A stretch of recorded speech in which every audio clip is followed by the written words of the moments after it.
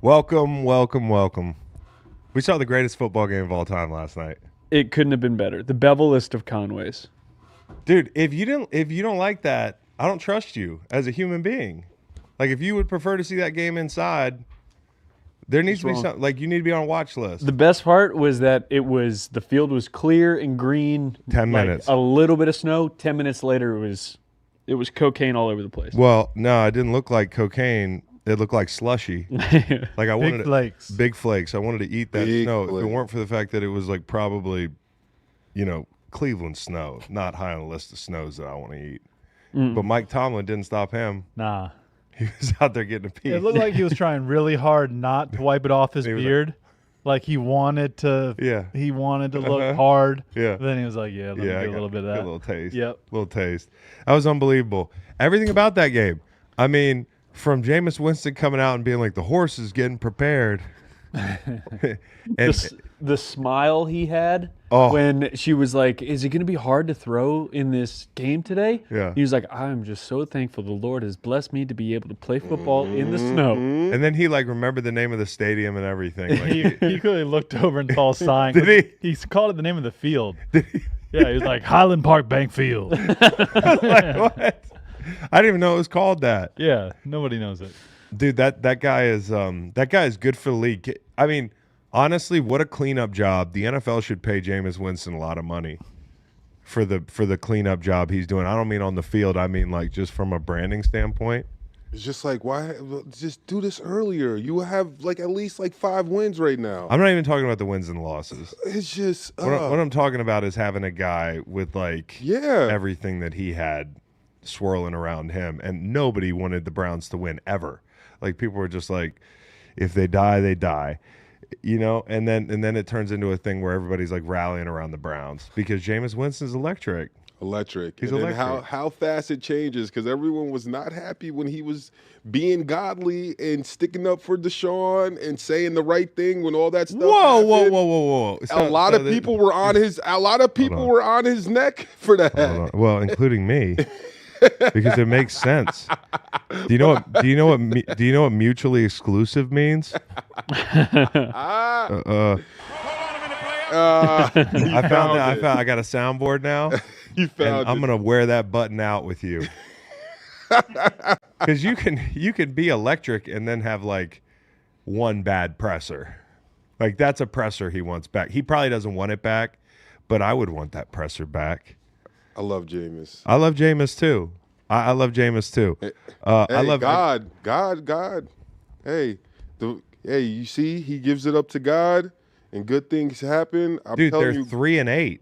God and the football gods, man. I'm telling you, he doesn't always have the chance to speak things into existence before the game like you do when you're a starting quarterback. Look at that. Why did God want him to throw so many picks in Tampa? This is the thing about, and I believe in God. I believe in higher power. It was in the writing. I just personally don't think he or she cares about football. I don't think that deity cares about football. With everything going on in the world, you're convinced that God, with all the people in the world, is like, let me Thursday night football. What's the total? The Browns catching 4. Careful about believing in a higher power, because that higher power can just up and retire after 18 years before 18 days before the season starts, and then you're losing by 22 in a freaking ballroom in the Bahamas. So just be careful about higher powers, okay? He's talking about Virginia basketball. It was written, man. It was written. He's talking about Virginia basketball. Unwavering faith. We did lose in a ballroom. It's back to the Browns. I was so into that game last night, I didn't watch I didn't even think about Virginia playing Tennessee. I came in this morning who'd they play? I mean, that was amazing. We had Jameis late in the game with shit hanging. He goes in the end zone. He's got stuff hanging off his helmet. Was that the snow? Myles Garrett has a chunk of the orange on his helmet hanging off. There's a banging noise the entire broadcast. Pickens is getting into skirmishes with guys post Hail Mary. There's guys with leaf blowers. There's 12-yard punts. That was 4 black quarterbacks played. You pointed that out. Got to throw that in there. I don't know if that's ever happened. 4 black quarterbacks all playing in one NFL game. That was pretty sick. Pretty crazy. I didn't realize that. I loved it. Willie knew what was up. Can you put that picture of my dog up? Here's the problem with this dog. I know I've described this before on the show, and people are like, oh, you can't dislike your dog. You're like a bad person. But the dog doesn't even watch the game. Imagine not watching the game. Imagine not watching that game. That dog sat there like that the entire second half. I'm like, Willie, all of a sudden they're moving the ball. The under's in jeopardy. Can you turn around and stop staring at me? Willie's just sitting there like, I heard you were talking some shit, player. Yeah, dude. He must listen to the pod. He's like, I heard you put my name in your mouth. He doesn't listen to anything else. Well, I heard you put shit in your mouth every time you go outside, Willie. You got to be careful with this because I got a phone call this week asking if Chris was going to euthanize his dog. I'm not going to euthanize the dog. I know. Who said that? It was just a question that was asked. Really? By Meredith Gunter. Oh, okay. In all seriousness? Well, just like, I'll take the dog if he's going to kill the dog. She'll take the dog? If you're going to kill her. tell her like. Is 2 o'clock okay? Yeah. Oh my God. Man. Like I'm Dr. Kevorkian over here. Poor dog. So, if you didn't like that game, you need to be sent somewhere else. Agreed. Like, also, watching Myles Garrett in the snow. Can you imagine being like living in another country and turning on an American football game and being like, what are they doing over there? Bro, there's like 6'7" dudes out there running into each other full speed in the snow. I'm gonna have to find you this. There's actually a TikTok with there's a black kid in London. I've seen it's like this. day 55 of watching American football, and then it's like he was like, who's this Michael Vick guy? And then it's like day 70, and he's like, it's Shady McCoy, and he's like, wait, McCoy and Michael Vick were on the same team? Well, then I saw they showed this guy 2017 Carson Wentz, and he was going nuts. He was like, look at this bloke. Yeah. I was like, bro, it was something to behold. I don't think you understand. You're like really like walking into a very hot button topic here. This is like politics in the U.S., the Carson Wentz topic. But I think the game came down to tough decisions, and we were texting about this last night. Congrats on your Thursday night time machine win. Thank you. This thing was back and forth the whole time. We both took Cleveland. He boxed me in with Cleveland -3. I had Cleveland -2, and it nearly landed right where we wanted it to. Our scores were 13, 16, 16, and 18. All of those were on the board at some point. I mean, 18-16, as crazy as that sounded, was in play. 2 weeks in a row. So we're on it, but you came out with the win. Tough decisions. I texted you about this. We were texting each other. 3rd and 2, I believe it was 3rd and 2 when we had what looked like a grounding. Was that the correct down and distance? It was 3rd and 2. We had what looked like a grounding from Jameis Winston, but I knew from the minute the ball left his hand, it wasn't grounding because he's trying to throw the ball. He's getting drilled. Right. Like, you got to make a case for the fact that he's trying to put it past the line of scrimmage. So there's a big like rigmarole on the sideline where I don't know what's going on, but it's illegal touching. So it ends up in a situation where he initially accepts the penalty, Tomlin. I don't know how he got a chance to go back and decline it. I think he kept declining it. He kept declining it, not accepting it. And then at the end, he was like, all right, fine. So he declined it. They take the field. They're about to go 4th and 2 now because decline penalty, you just go to the next down. But then he finds out you can take the penalty, which does not result in a loss of down and moves you back 5 yards, and it's 3rd and 7. Correct. Now, my opinion in this situation is, and I think this is the one bad decision that Tomlin made, and this is a shit show. What? You don't think it was another timeout wasted? But I'm talking about like the decision. This was the worst, in my opinion. Yep. It's 3rd and 7, and I'd rather have 2 plays to pick up 7 yards than 1 play in that blizzard to pick up 2. And I know they've been gangbusters on 4th down. They've been 4-4 on 4th down. They've been 0-9 on 3rd down. And I know that part of that is what goes into that decision. But I thought it was a long 2. And just as a defender, like 2 yards with the game on the line in that weather, like anything can happen. And if they pick it up, they're still going to have to go score a touchdown. It really doesn't change much to me because I don't think they're kicking the ball. So I thought that decision he might want back. But also, if they do kick the ball, a 43-yarder in the snow, and they make it, you get the ball back and you know what you have to do. I think they're going regardless. I don't think they're kicking that 43-yarder. So I think then the game comes down to a 4th and 2. And then it's going to come down to another set of downs. You know, we're just doing the same thing. But if you give them 2 plays to get that first down, I think the chances are a lot higher. And, you know, like the one thing they did last night is they found some soft spots in that zone. And then when they manned up, and Jameis talked about this after the game, Jerry Jeudy was big. He's a cold weather guy, dude. You know what I mean? He's a snow guy. He's played in the snow before. He's played probably. in Denver. He knows what he's doing. So, just, you know, and like Pittsburgh nearly had that goal line stand against Dallas, I believe, right? Like nearly had that thing at the end of the game. And, you know, thought maybe they had one more in them. And obviously they didn't. So it ends up being a big Cleveland win. And like Cleveland, we knew coming in this game, it's a division game. And with bad weather and the whole thing, and like, yeah, they got the ball run up their ass last week. But I do think when looking at this game last night, the reason we were on Cleveland was, I don't know about you, but like, that's a different run game. You know, Taysom Hill, all the stuff they have going on in New Orleans. This is a division game. It's going to be won and lost in between the tackles. And I thought they were great in short yardage on defense. And like, conversely, you know, the Browns were really good offensively in short yardage. So that's what the game came down to, in my opinion. Short yardage plays. There were a bunch of them where Pittsburgh got stuffed. Obviously, you could barely see the receivers. There was one play where Pickens is wide open to the end. It's chaos. Yeah. Chaos. So I don't know if you can glean too much from this game. Like, I'm not going to say, like, oh, Pittsburgh, this is a division game. We thought that Cleveland might win it, and they did. So in the snow. You think Pickens told no lie in his interview at the end of the game? What did he say? He said Cleveland's not a good team. He said weather had a huge factor in this game.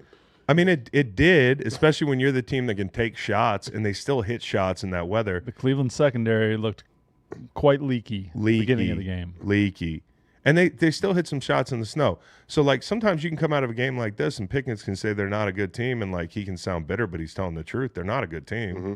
Like, they're a tough team. Mm-hmm. They're hell to deal with, especially if you're playing them in division. But, like, I think Pickens is right, but I think the part he's not talking about is, like, what about y'all's struggles? Mm-hmm. You know, what about y'all's red zone struggles? What about all the things that existed before you came into this game and lost it?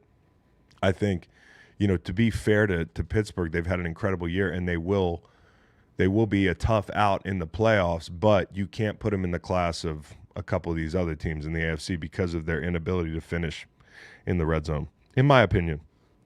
And it's not often that a 2-8 team gets a primetime slot right around Thanksgiving. Little added motivation for the home team. It was awesome. I mean, like, and how about Herbig with that sack in the snow?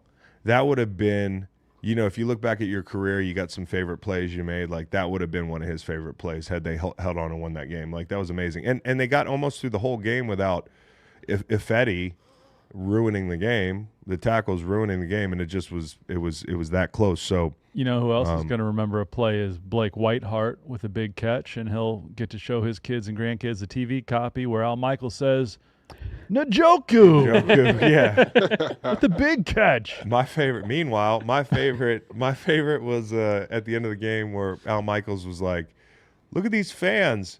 No one's left. They're 2-8," and everybody's like, they're thinking it's a testament to how great the fans are. Al Michaels means like, what the fuck are they doing here? I don't want to be here. So, and then you got the Garrett interview after, and they were like, "What do you think? How cool is it to face off against T.J. Watt?" Yeah, and he just goes a totally different direction with it, which I like that. Honestly, I get it. I like it. You know, people want to make a big deal about these awards, and people want to make a big deal about labels, and then all of a sudden when a player gets, you know, takes it personal, they want to be like, what was that about?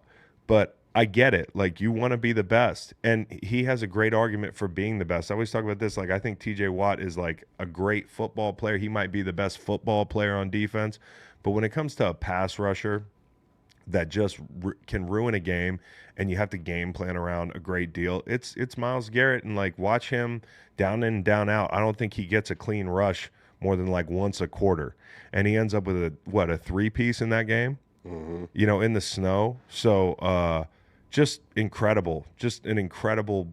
He's a force of nature, man. And you know, for a team that's 2-8, for a guy that's like now 3-8, he's had to watch this whole thing He's one of the best players in the league. He could feel like, hey, I'm wasting my prime. He could pack it in. He's playing his ass off. Like that's all you want. And he cares. You know, you want players to care. He cares. And Jameis Winston cares too. He was out on the post game. I mean, that was getting everybody to do snow angels. It was dude, awesome. You know what was so funny? They like showed him his own clips for like 3 minutes. It was like Jameis watching Jameis. It's like we've just run out of shit to talk about. Let's just show him his own clips. Myles Garrett has 2 hat tricks in the last 3 games. Had one against the Chargers on November 3rd. If you leave him alone, he's going to ruin the day. And if you chip him, he still might ruin the day. So, Jameis, my baby was eating the snow this morning on FaceTime. That's what he said. Yeah. He's ordering a dub off Amazon. All right. That was incredible. Like, I could go on and on. That's probably the biggest Bevel Conway we've ever seen. Ever. A little fire going. Your Agent of Chaos. Agent of Chaos, bro.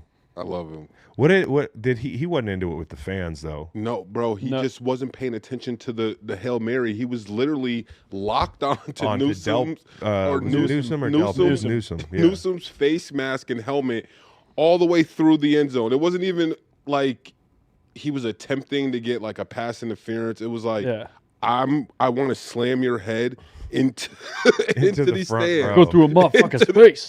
Front row. Yeah. And then it's crazy because they always, on the internet, they go back and they show that clip when he's at Georgia and he takes that Georgia Tech kid and like almost the same fashion takes him and with his helmet pushes him all the way into the front row. Yeah. And then we had a guy during the game get blocked into the bench on special teams. They called the penalty, but that has to feel pretty bad. Yes. To get blocked all the way into the bench. Yes. It felt bad. That's what Trevor Penning did to my guy Darius Slay. That was a dirtbag move. Oh my goodness. I had a great tweet I sent to you last night. You didn't like it so much. Which one? The only one I sent to you. You know, so my devil's lettuce consumption's been down a little bit, and I was like, man, this snow game, I sent it to Nolan too. I was like, does this play? And I had like half a joint, and I was like, man, I'm just enjoying myself here. Will you read the tweet? Sure. Just to reinforce that I was stupid to almost send this. If there's a game-winning field goal attempt tonight, it actually goes backwards. It hits a security guy in the head, and a gust of wind carries it into the Rock and Roll Hall of Fame. It crashes through a window and lands in the Bad to the Bone exhibit. That's a great tweet. I still don't understand it. He says he doesn't understand it. It's nothing to understand. Well, dude, I was reading it. I was like, I thought he was cutting back on the hash. I was until there was something to celebrate, which was a game in a blizzard. I was. You said, does this play? I said, I do not understand it. All right. So, anyways, I have a hello today, Macon. Okay. Trona, California. Hello. So you don't know anything about this? Has anybody heard of Trona, California? Mm-mm. Okay, so it's a sulfur mining town. What do we need sulfur for? See, nobody fucking knows. A bunch of smart guys in here. Fireworks. Fireworks? Oh, good. It's the only dirt field in America, as far as I know. High school field. These high school players play on a dirt field. It's incredible. Can you pull up a picture of it, Reed? Yes. Tanner? This place, Trona, California, it's in San Bernardino County. It's like 3-4 hours from LA, I guess. Once I saw a picture of this place, I had to shout it out. I'd love to send you, Nate, to go to a game in Trona next fall. Trona High School. Trona High School. Look. Trona. So this is from Reddit. This is an account of a guy that played there in 1999. Played a game here in 1999. I'll never forget it. Heavy sulfur mining area, which prevents most green foliage from growing, hence the dirt fields. A lot of students had like red rash type marks on their skin. Why are they going to school here? I'll never forget the smell of rotten eggs. Seriously, like a post-apocalyptic town. By the time the game started, the entire town was there, even though 20-mile-per-hour wind gusts up to 40 miles per hour.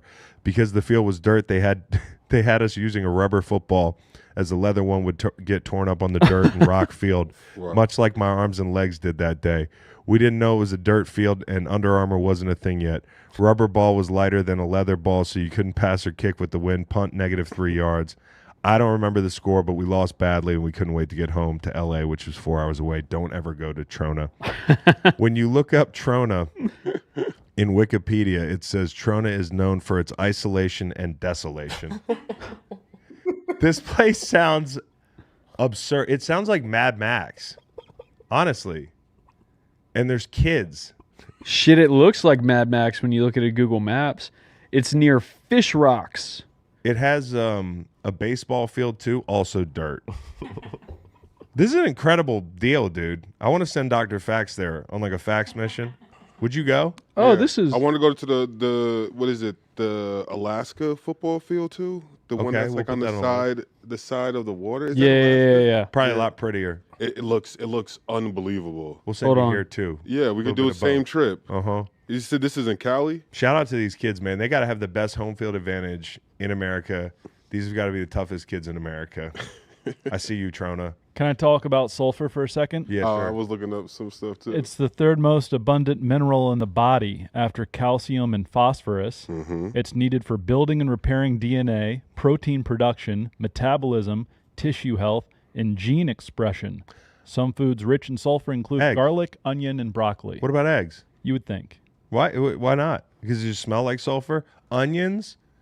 Broccoli. Garlic. Good for sulfur. So why don't we just get it from that? Why do we have to... What is this? Oh, that's the Alaska field. Barrow, yeah, we should go there too. That's a long trip. You sure you want to make that trip? How far is it from Cali? I think it's pretty far. You good with that?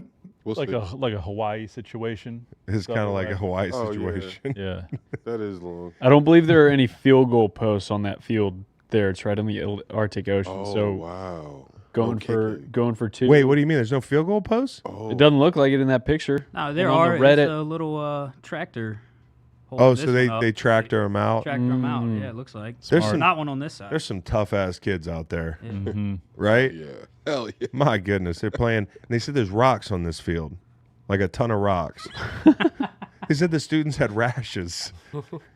Like the student section, like people are like what the fuck is going on with these people? It's too much sulfur. Hey, I got a little rant here. Remember I said, well, I don't know. You know what my issue with the Bills-Chiefs game is last year, and I talked about this week when I was on Inside, was like, we make such a big deal about this game, and then the Bills win, and all I hear is like, it's just a regular season game. Like, that was one of the best games ever. Can you just not enjoy the fucking game? Does everything have to be minimized to suit your narrative? Like, seriously, if you're at home. All right, I read an article about this week. This is from The Athletic. Richard Deitch. I don't know how to say your name, bro. I'm sorry. Deitch. You know this? Yeah. He's a good writer. Yeah. Okay. 31.2 million viewers for CBS in the NFL. Tops the opener, 28.9 million for the opener, Chiefs Ravens. Fourth most watched national window on record dating back to 1988. That's wild. Top 10 most watched NFL game in any window excluding Thanksgiving. Per Austin Karp, attribution king right here, of Sports Business Journal, who first reported the viewership number. If you exclude Thanksgiving and Christmas Day games, the Bills-Chiefs was the NFL's most watched regular season game since CBS Pats-Colts Week 9 in 2007 at 33.8 million. You know who played in that game? Who? Brady and Manning. And you know what our version of Brady and Manning is? What? These two guys. What was it? Do you know their records? Like, was one of them like undefeated? No. In that other game? No, but it does feel less.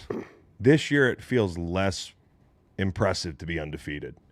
Like, we all knew like the Chiefs were going to lose at some point. Like they fly too close to the sun. But also, there's a lot of bad teams in the NFL this year. There really are a lot of bad teams in the NFL this year. I mean, there's a lot of wins to be had out there. So I just wanted to remind you. I saw these figures and I was like blown away. It's like not only is football alive and well, newsflash, but like the quarterbacks. I mean, we got some great quarterbacks in the league right now. You should thank your lucky stars. When all those guys left, Brady obviously, Manning, Rivers, Breeze, we were like, oh, what's going to happen? We're just fine. I think we're just fine. It's a lot of fun, dude. So getting into the slate this week, what is our game of the week, fellas? What do we land on? Our game MRP of the week first is shout out to BetMGM. Oh, that's the game of the week. It's the first game of the week. As you know, we've teamed up with BetMGM. We'll be using BetMGM lines to make all our picks, and we'll have special offers for you listeners each week. If you haven't signed up for BetMGM yet, use bonus code GREENLIGHT, and you will get up to a $1,500 first bet offer on your first wager with BetMGM. Here's how it works. Download the BetMGM app and sign up using bonus code GREENLIGHT. Deposit at least $10 and place your first wager on any game. You will receive up to $1,500 in bonus bets. If your bet loses, just make sure you use bonus code GREENLIGHT when you sign up. And Russ, what the fuck was that? The under was like in hand last night. It was totally like I almost did. I seriously, I had it in the. I was gonna do some funny tweet about if the over hits at the beginning of the fourth quarter, I'll do X. Like not ecstasy. I'm saying like I'll do like insert terrible thing here. And I didn't do it, and thank God. I mean, everybody would have said I jinxed it, but I've never started a fourth quarter feeling so good about like a total, and it went to shit. Well, then what? Jameis dropped the ball, right? Jameis dropped the ball. 2 quick tuds. See Jameis hustling down to make a tackle. Mm-hmm. That's why Ryan Fitzpatrick said he loves him so much. Yeah, trying to get the ball out and shit. Get that ball. Tackle. All right, so Reed, take it away. Our MRP this week, Arizona Cardinals at Seattle Seahawks. You know the drill. Give us a most random player who played for one of these two teams. Drop it in the tweet that we share after this game. Cortez Kennedy, does he count? Cortez Kennedy's probably too good. Chris Warren, running back, Ferrum College, University of Virginia. Firm. We're talking Seahawks here. Mm-hmm. Jermaine Ifedi. he's on my mind. Josh Scobie. Breno Giacomini. Scobie. Cassius Marsh. He's not quite removed enough to be random, but I'm trying to think. Oh, David Vobora, Mr. Irrelevant from my Rams days. I actually talked to him this week. Our boy. Yeah. Rick Meyer. Rick Meyer. Yeah. I have one. Ray Roberts, There you go. former UVA guy. Did Nolan Cromwell play in Seattle? You're not going to know that. Ricardo Lockett. Oh, we haven't even started talking about Cardinals. Nolan Cromwell was an LA Ram. Yeah, he was a Ram, but I don't know. I know he played for the Rams, but I thought he also played. He coached Seattle Seahawks wide receiver coach. That's what it is. 2007. He coached the wide receivers in. There was a Jeremy Bridges that played for the Cardinals. I'd like to shout out wherever you are. Played against him a couple times. Garrison Hurst, Georgia Bulldog. Garrison Hurst. I remember him mostly as a Niner. Joey Blunt. Joey Blunt. UVA football Virginia. player. Wahoo wah. Okay, people are naming Jake Bobo. That's not too random. We're looking for older players here. Somebody said John Randall and Warren Moon. This guy, I thought, was awesome because he was awesome. Probably too awesome to be random. Aeneas Williams. Aeneas Williams was incredible. Great Cardinal. I got a random Seahawk, Franco Harris. Because nobody remembers he was on the damn Seahawks. It's like a cursed image of him like on the Seahawks. It's like one of those things where Like Pat Ewing on the Magic. yeah, pretty much. We went through a whole thing a couple years ago on this show. I feel like about that Ewing on the Magic. Jeez. So we will announce the winner on Monday. That's and right. Somebody's gonna get some gear. Gear. Yeah, MRP. Little MRP gear. Most Gear, random that's a drug synonym, right? Is it? I think so. If you have gear. that's I've gear. never No? tried to score some gear. What is that, firearm? I'm geared up. Gear is something, guys. I don't. Gear. Is Yeah, gear it's- drugs? No. Gear? Gear No. is drug. Gear is a I would drug. know if it was drugs. Bro, like what kind of... But when Stanford Steve gets free gear, it probably feels like drugs. He loves free gear. I love free gear too. Yeah, you too. I'm gonna Free look into gear is this. cool. Hanging out, Macon. Huh? Nah, Where I you watch hanging out? I watch film and television, Nolan. Stop trying to make fetch a thing, Macon. All I right? don't even know what that means.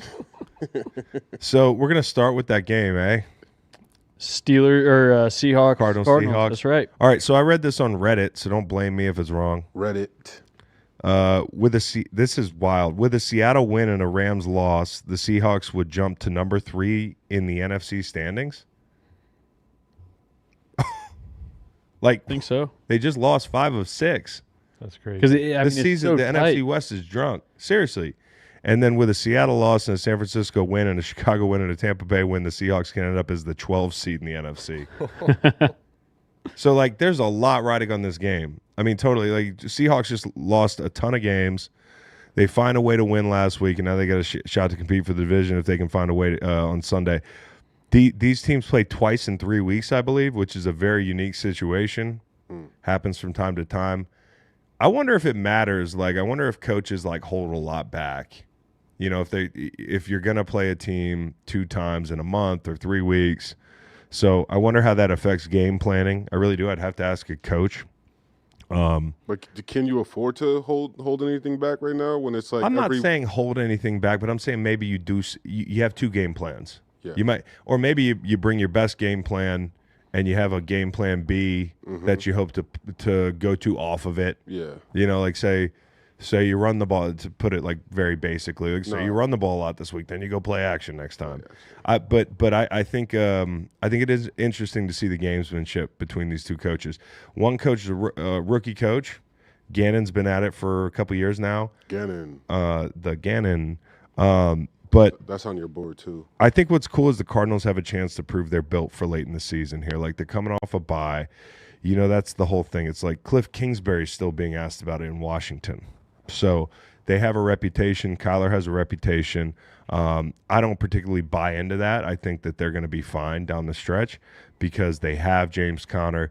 They can play physical. They don't rush the passer well. It's kind of the same situation I talk about with Atlanta, but for some reason I trust them more than Atlanta.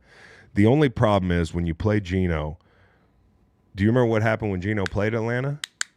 He went off, If you don't pressure this guy, this could be the type of game with some of the matchups that they're going to have. The corners can get beat. The nickel's playing good ball, as you pointed out, Nolan. They've got good safeties. You know who had good safeties? The Atlanta Falcons. And they put up damn near 40 on them in Atlanta. Now, that's Dome Geno, right? But I really do believe he could have a big game this weekend. If you're a fantasy person, if you're a child and you still play fantasy, I'm just joking. I'm just joking. I'm fucking around. Your hobby is cool. But Geno could have a big day. He really could because I just don't see the pass rush affecting him. And, this is a pick 'em. So it's the rare toss up. And honestly, being a West Coast game, I don't think it's going to be that heavily bet. So there could be some value if you got a good lean here, Make, for the gambling show that we have coming up. Yeah, I just might. You might? I might. Okay. The Cardinals have allowed only 9 and 6 points in their last 2 games. No touchdowns, just field goals. Which is impressive because, like you said, their pass rush is anemic. And according to the chat, gear is steroids or potentially heroin. Yeah, I looked it up. It could be cocaine, heroin, or steroids, which is what I think I know it from. Okay. Yeah. Well, good to know none of us are on those things. Yeah. Right. You know what I mean? Yeah, I heard you say well in there. Well, I was looking at Matt. And taking steroids. No. I could not handle any of those things. So I'm excited about this game. I mean, like you said, it's a NFC West game. It might get kind of eaten up by, but this slate in general is not great. I wouldn't. Slow. It's a slow slate. I feel like sleepy. whenever you say that, it ends up being a good slate. Well, I'm trying Yeah, to speak it into existence. Matt swore last night's game was going to be terrible. Like he really It's did. only the before greatest game ever. Greatest game. He was more excited for the UVA game, and I wonder how he feels about that now. Baron Browning, anytime sack. Oh, love it. I don't think you can bet that, but No, I mean that's why they went out and made a move for Sus. Baron Browning. that's right. I mean, and he had a bunch of pressures off the bat relative to the amount of snaps he played. So, like, I think he's the type of guy that'll make his presence felt. And I think they've got some scrappy guys. I don't want to downplay the work that they've done up front to make it work in Arizona. They got some scrappy guys, but they just don't have any headliners, you know. So, anyways, What's the next game? Eagles, Rams. Eagles, Rams. I guess we got to talk about the Eagles and the Rams. Yeah, Eagles, Rams. Okay. Is this high on your watch list on Sunday? Well, it's Sunday night, isn't it? Yeah. Alone. I don't have a choice. You're right. And this is an interesting thing. Not surprising. I read a report that the Eagles are buying 52% of the tickets at SoFi, so another home game for the Rams. Eagles fans, they like to travel. I can remember a reminder. I've talked about this here, but when we went to play Chargers in 2017, they're going on silent count. That little StubHub Center. It's like that's what happens when the Steelers, the Eagles, like some of these traveling ass team fan bases come in town. And if you got a place that's kind of transient, not a real football town like LA, I'm sorry, it's not a huge football town. Like true. if it was, Then you wouldn't be able to do that, right? you wouldn't be able to do that, right? It's also a big ass stadium, right? But I think that matters. That really does matter. Like when you walk into a stadium on the road and you can your fans are everywhere, it's actually almost better than being at home. I swear. So you think teams you should block tickets or from this happening, rather than making money? I would love it if Virginia somehow, when we play Tech every other year, we've been trying, but it's like every damn time we play these guys. You guys are crazy. What do you mean? Bro, they rush our field. Seriously. So you would rather our college rival rushes our field. No one be able to get tickets to the game. If you're opposed. Well, I got a better idea. How about that we find 60,000 people that like Virginia football? Or let's find a tarp. Yeah. But it's an empowering thing when you walk into a building and your fans are in there and you're warming up and you're like, damn, they're cheering for us. Yeah. You'd rather that than go into a place that's hostile. Damn, Reed, a little titty on a Friday morning. Huh? Whoa, censored. Wow. Golly. I put the censor up. Man. That's me. The ladies in the chat are like, whoa. Huh? Tom Oh Selleck my looking at? God. Huh? What was the guy? I'd rather what? Wouldn't you rather go into a hostile-ass environment? I don't know. I mean, winning in a hostile environment, nothing beats it. Winning that's my favorite thing in football, is at the end of the game, all you hear is your teammates and the people you were on the plane with. Whoever was on the plane out there are the only people you hear in the stadium. That to me is as good as it gets. And then it's just you hear a random woman screaming, like she just can't take the loss. You hear everything. But to play a game, to execute, no, I don't want to watch my damn team on silent count all day, on the edge of my seat every third down. Are we going to convert? It's pretty damn fun. It's way worse for the home team than it is good for the away team. The home team's like, this sucks. Yeah, dude. That's what I'm saying. Yeah. We're going on silent count at home. So the Eagles are 3 and they've won all 3 games in LA since the Rams moved there in 2016. So that was a pretty good game. Was last year. It was actually one of I felt like Sean Desai's better games, if I remember correctly, before he was vanquished. If I recall made some really good, if I recall correctly, he made some really good halftime adjustments. They got out of there with a win. I think this week, it's all about the young rushers for the Rams, who we've been bigging up left and right. Love these guys, man. My favorite thing about them is you can tell Giff Smith, their D-line coach, who I've shouted out on here before, he creates an atmosphere where these guys feel confident to not worry about messing up. That's a big thing when you have young players. A lot of times you can coach them out of taking chances. It happened to me when I was a young player. It was tight in the building. And you can tell this guy allows them to be wrong sometimes. When you watch them play, they're 100 miles an hour. They really are. And for a team like the Eagles that got a quarterback that does pat the ball a little bit, and also 2 elite tackles who are going to be on islands, and I don't worry about them. I really don't. Because I think those guys are going to have some trouble with if you're Jared Verse, and I love Jared Verse, but it ain't going to happen with Lane. You can't run Lane over. You're not going to be able to get the corner on Lane. Mailata's the matchup you're going to want, but he's got great length. He's obviously a huge guy, huge bloke. And it's the guys inside that I worry a little bit more about. So, they got to help each other inside and just know that Jalen's going to have to get the ball out a little bit. And I think if you can run the football, which you come into this game figuring like that's what we do, that's our bread and butter, we're going to run inside zone. Interesting nugget. The Rams actually fit up inside zone pretty well. If you're into the efficiency numbers, they're top 10 in that area. So to me, the game kind of comes down to the Eagles being able to run the ball. If they can't run the ball, then certainly I could see this being a little muddy for them. But it kind of comes down to the quarterback and the timing with which he plays. He has a habit of patting the ball. I think he's been playing awesome. I have no gripes about the way he's been playing. But one thing that at times he's done is bake a little bit of a cake back there. And so, like, against a unit that's 4 deep and they rush well together, and like I said, they play fast. They all play with high motors. You got to get that ball out. So, interesting tidbit.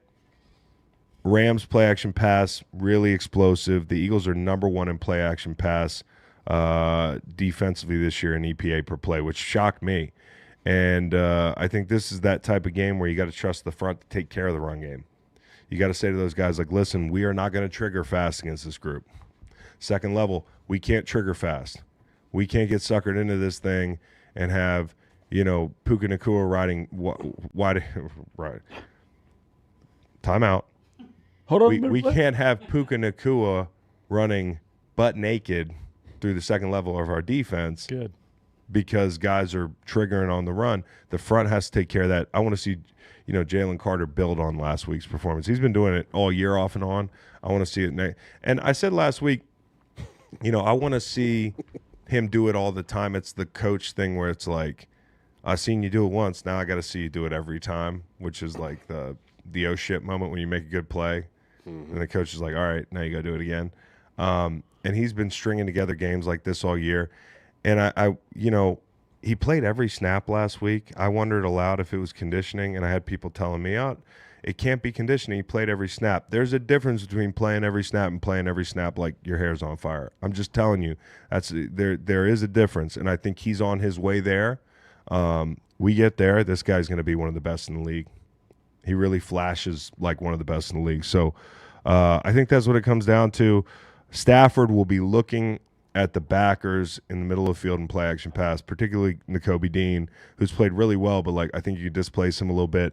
And then it's been really fun watching Quinyon Mitchell, or not watching him, which is how I prefer to watch a corner. Who's he going to guard?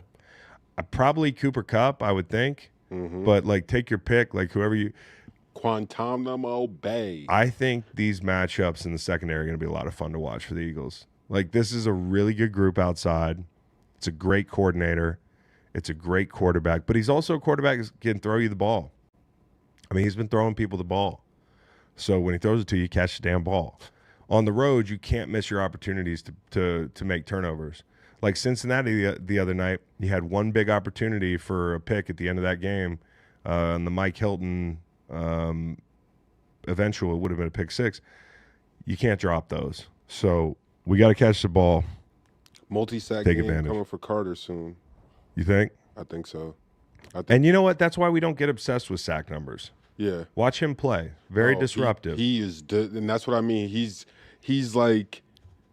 just a few steps and a few things away from getting sacks or getting big time TFLs, but he's being disruptive and he's causing sacks. He's causing TFLs. He's causing other people exactly, and he's keeping Bond clean. And if you keep doing that, those sacks are going to start falling in your lap. Quarterbacks are going to start wanting to just go down if you beat someone clean up front. So yeah. I think that might be coming for him soon. A good test for the Eagles defense is see if their defensive hot streak can continue. They haven't allowed more than 300 yards since the bye week. They averaged 211 on defense. Only 13.8 points per game allowed. 11 takeaways. Wow. All right, what's the next game? Next game, we are going 49ers-Packers. Niners-Packers. I'm a little worried about the Packers here.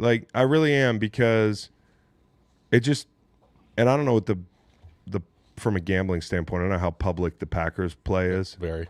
I'm worried about the Packers. It seems like the 49ers are just coming into it pissed off and ready to roll. That hasn't done them a lot of good yet.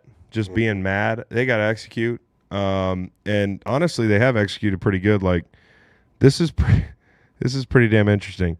San Francisco offense last week, third down, 7-11, went 2 of 3 in the red zone, ran for 130 yards, only 17 points, 48 yards after the catch. That's what we've been talking about a lot this year is their yards after the catch. And Nolan put that thing together for me. He's like, check this out.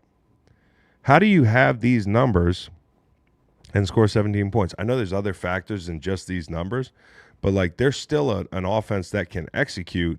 The red zone has hurt them all year, but the red zone, they went 2 for 3 last week. And, I'm not just talking about this game, but it's a symptom of a sickness that they have, which is you're used to seeing this offense is very explosive.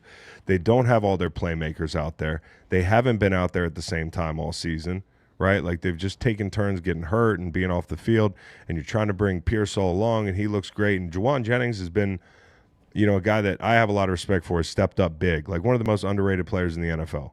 But for them to be explosive like they were, they got to take advantage of, in my opinion, the Green Bay Packers. Not the Green Bay Packers, the Green Bay Packers. I didn't mean to do that. Packers. But like that to me is like where if I get, let's find Quay Walker. And Cooper's banged up, isn't he? Jair Alexander's out. No, what's the deal with these guys? Yeah. So Jair is a torn PCL that he's kind of been dealing with for a couple weeks. He hasn't practiced this week. It sounded like it got re-aggravated last week. Only 10 snaps against Chicago for him.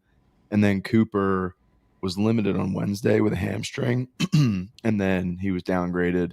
Didn't practice yesterday, so he's trending in the wrong direction. Well, with Cooper trending in the wrong direction, that's a little bit of a house fire there.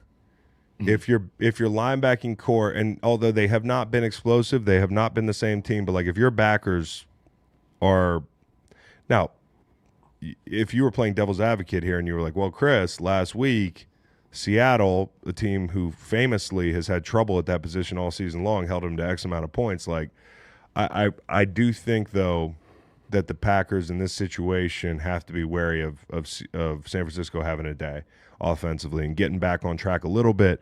I think the biggest question for me is for Green Bay. Do you remember last year that it feels like a million years ago, but that playoff game, it felt like Green Bay offensively wanted to hit the edge. They wanted to run these guys sideways, and they trusted Aaron Jones to make the cuts downhill, whether it was Warner overrunning, Greenlaw overrunning, like these guys, because at this point they had all that speed on the field. You might still do that, but you don't have Aaron Jones anymore. Josh Jacobs' the thing that he does best is hit you right in the fucking mouth, right between the tackles. And that's what they've done really well this year.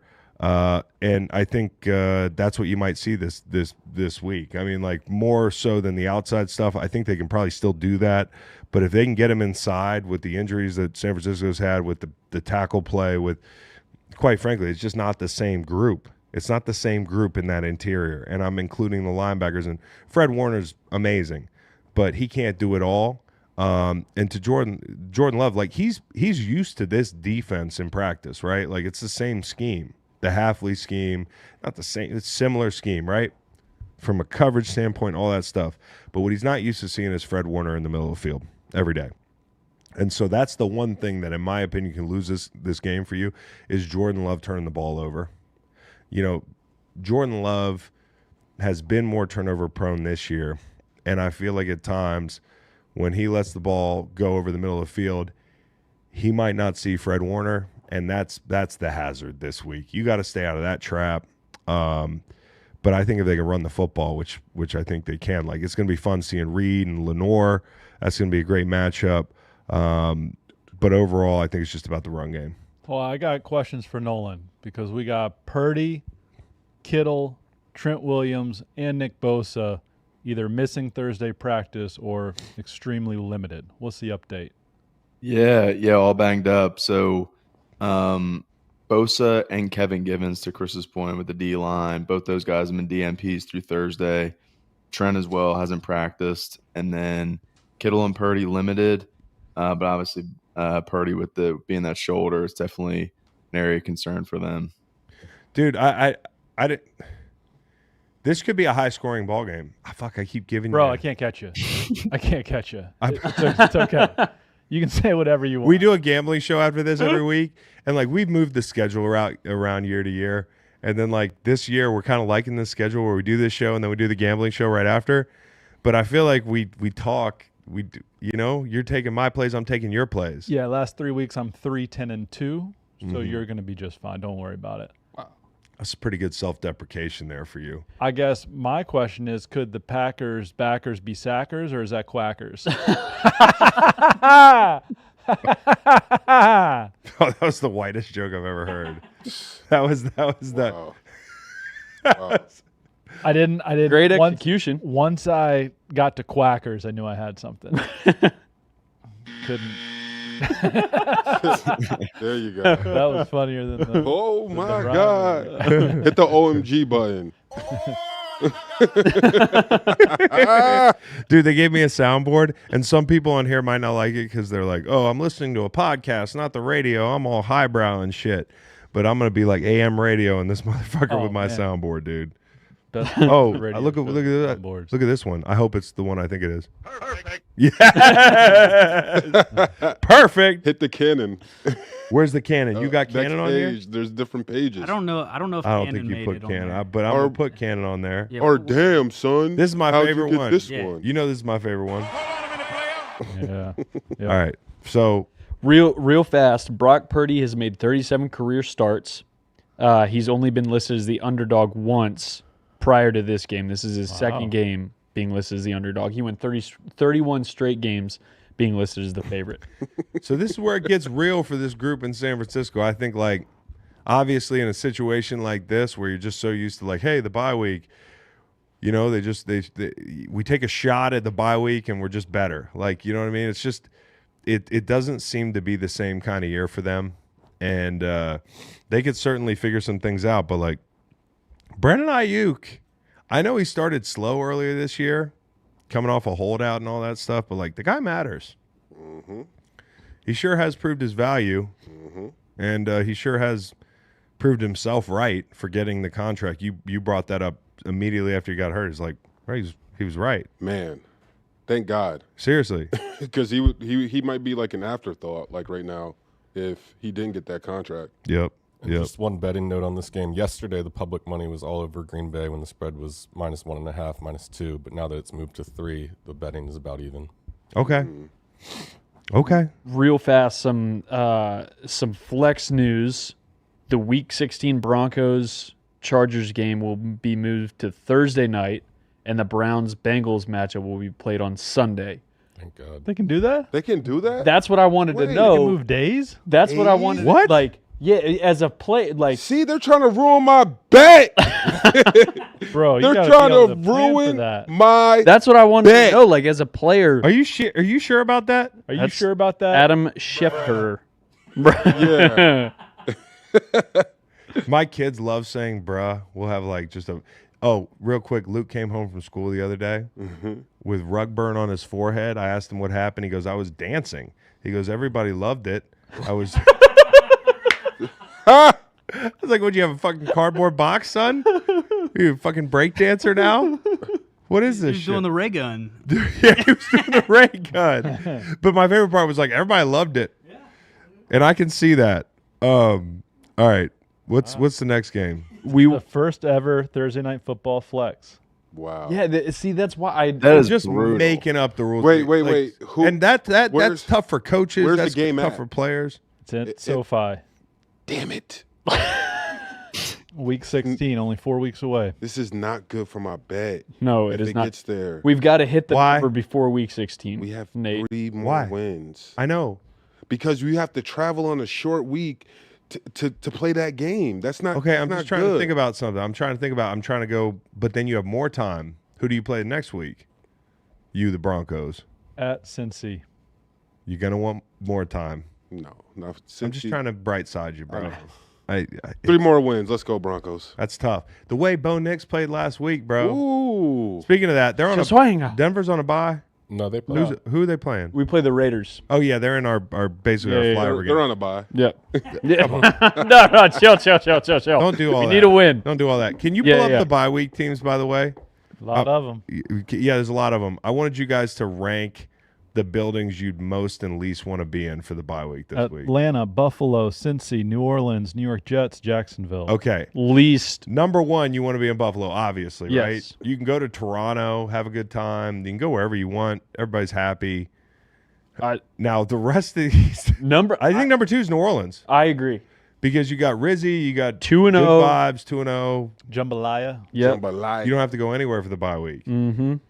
You don't have to go anywhere for the bye week. One time I went to New Orleans for the bye week. Didn't take a shit the whole following week.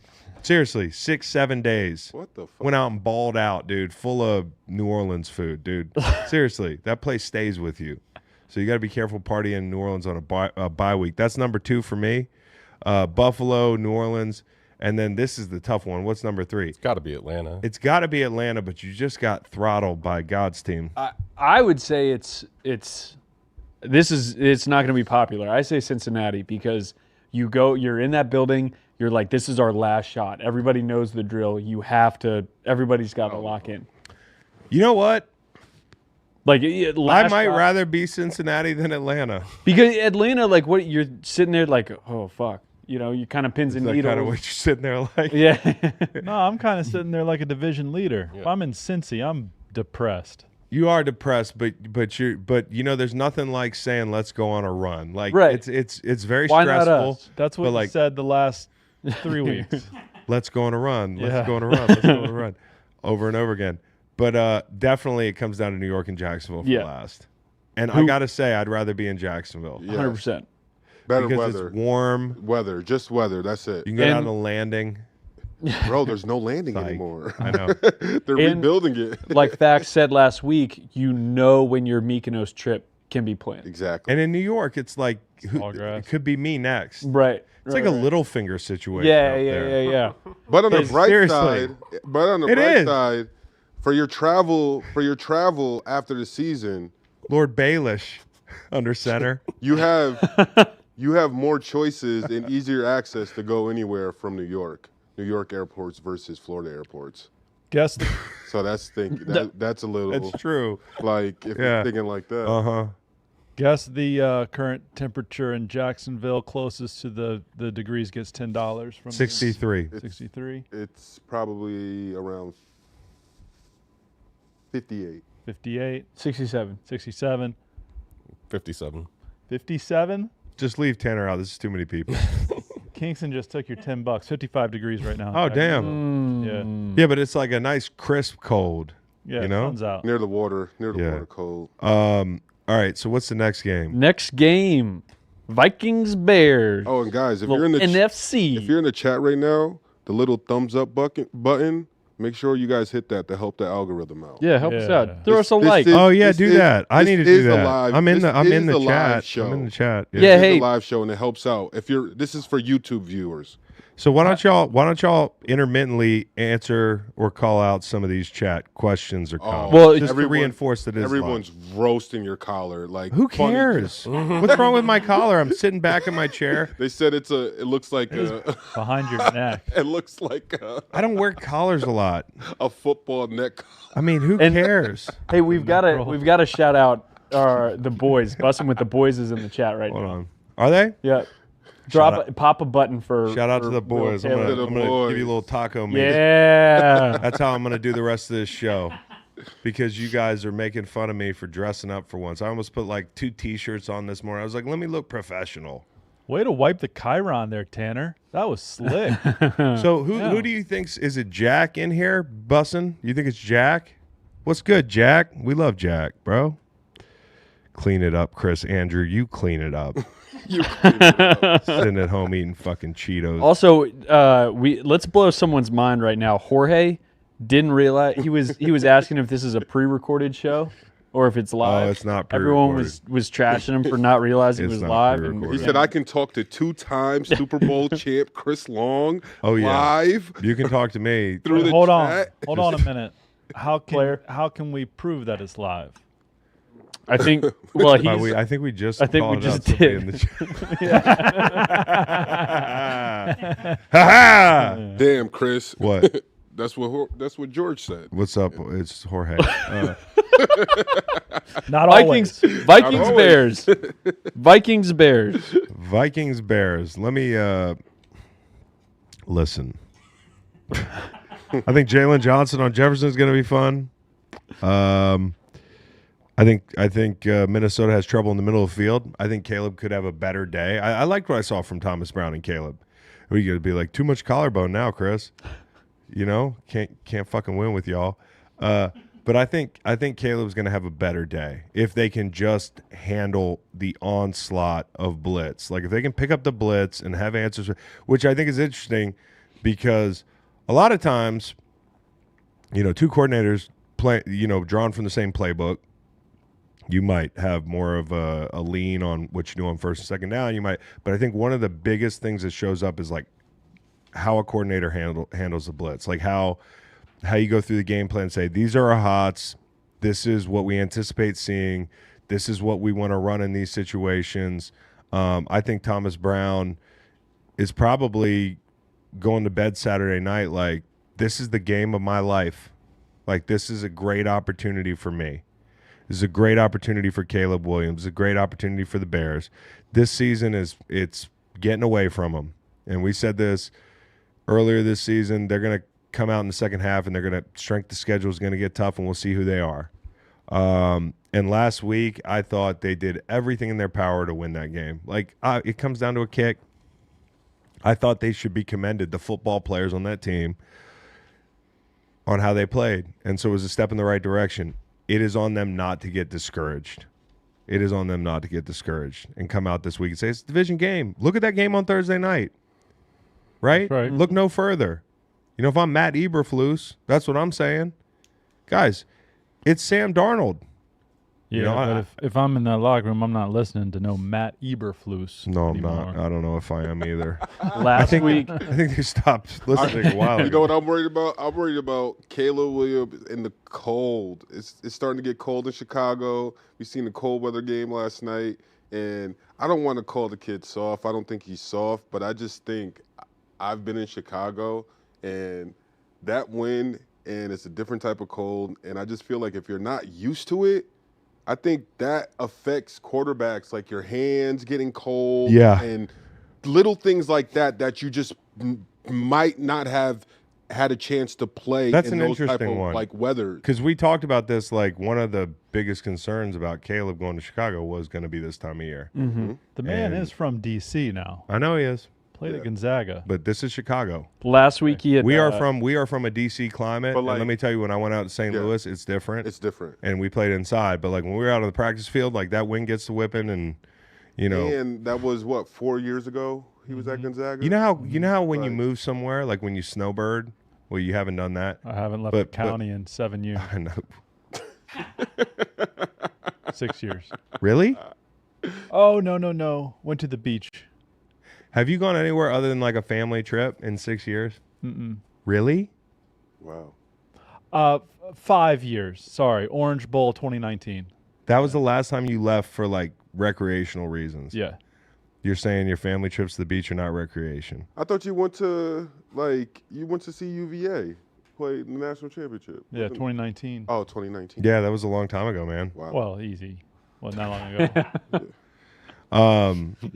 Listen, you do go places warm, and you kind of like your blood changes, dude. I'm that's not a scientific thing now, but like I can't imagine being in LA for a couple years and then going to Chicago. So we'll see. I mean, we'll see. They got their work cut out for them, but I do think this is the type of day where they could have some success if they can pick up the blitz in the middle of the field. That's what the Vikings have given up, is chunks in the middle. Last week, Caleb Williams, 70 yards on a few QB design runs and scrambles against the Titans. The Vikings stonewalled Will Levis. He had 5 design runs for 6 yards and then 2 additional scrambles for 12. So that'll be interesting to see if Caleb Didn't can. blitz him as much either. Exactly. Didn't really need to. Well, listen, I just want to shout out self-aware king Will Levis.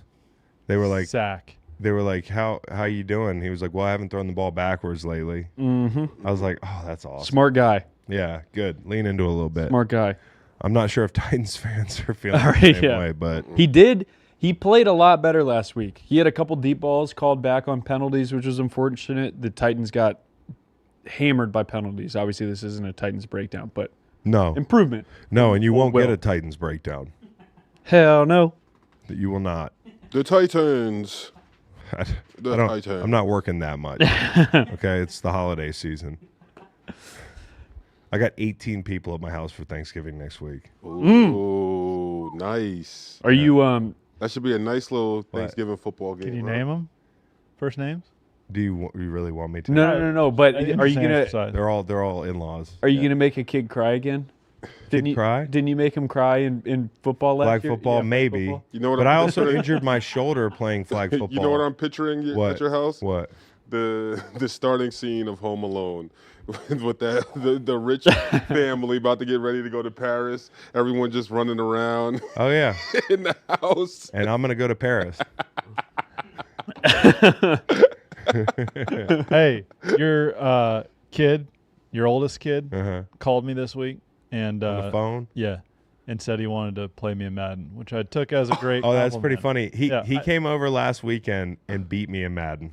Who's that? The first game I Who's let him win to get him hooked, and then he beat me. Wait. Let him win. Who? Let him win. Yeah, the or- first Waylon game. or I you? was the Panthers and he was the Bills. Bro, and we played. why do you always say that? Like, did you let he let Yes, you win? the first game I wasn't even trying because I wanted him to like the game. But the second game, I'm trying to tell you, bro, if you would listen, if you would open your ears for 5 minutes, if the place didn't reek like marijuana when I walk in the morning and you weren't high off your ass, you would be listening. And I'm trying to concede Cap. that It is Cap. I'm He's trying to saying it right now. concede It is that he Cap. beat me fair and square, but you can't even give me that opportunity. But you try to put a little asterisk before and you say We weren't even. let him. I'm offering that up that he went 2-0, but I'm. Oh, okay. He would agree with you. I'll tell you another thing. I was on mushrooms. Okay. Another asterisk. No, but I mean, you want the truth. Another asterisk. I asked him if he wanted to come over and watch the ball game. So Macon's the best player in Madden for the green light. Sure. Nice. Sure. That's what's up. Thanks. Sure. Thank you. He's one of our best analysts too. All I want,